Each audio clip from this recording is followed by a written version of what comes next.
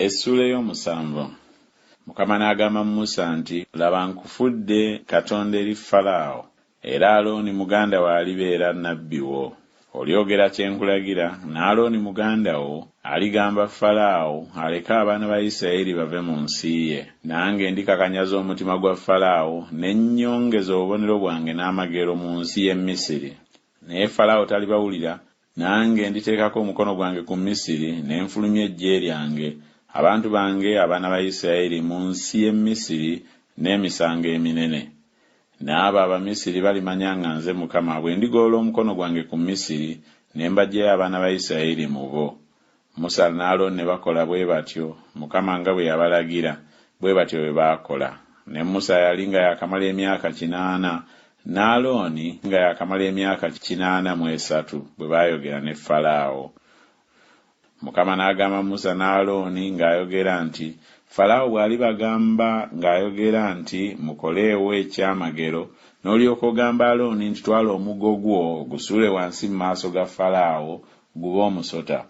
Musa ne Alooni ne bayingira ewa Falaawo ne bakola bwe batyo nga Mukama bwe yalagira.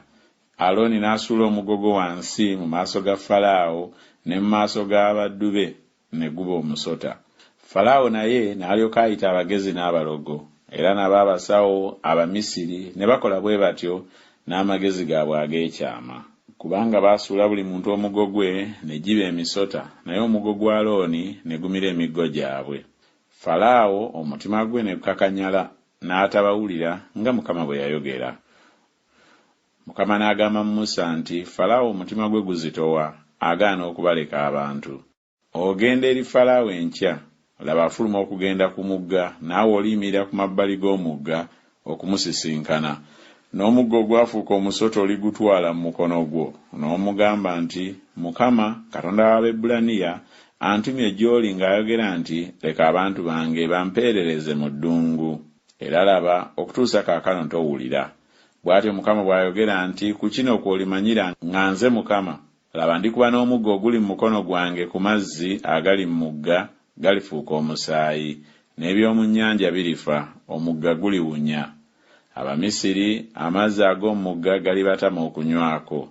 Mukama n'agamba Musa nti, gamba Alooni nti, twala omuggo gwo ogole omukono gwo ku mazzi g'e Misiri, ku migga gyabwe, ku nsalosalo zaabwe, ne ku bidiba byabwe, ne ku nnyanja zaabwe zonna ez'amazzi gafuuka omusaayi, era mulibeera omusaayi mu nsi yonna ey'e Misiri, mu ntibe ez'omuti ne mu nsuwa ez'amayinja.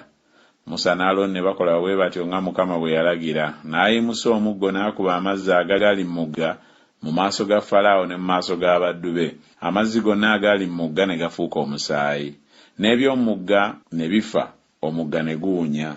Abamisiri ne batayinza kunywa amazzi mu mugga, omusaayi ne gubeera mu nsi yonna ey'e Misiri.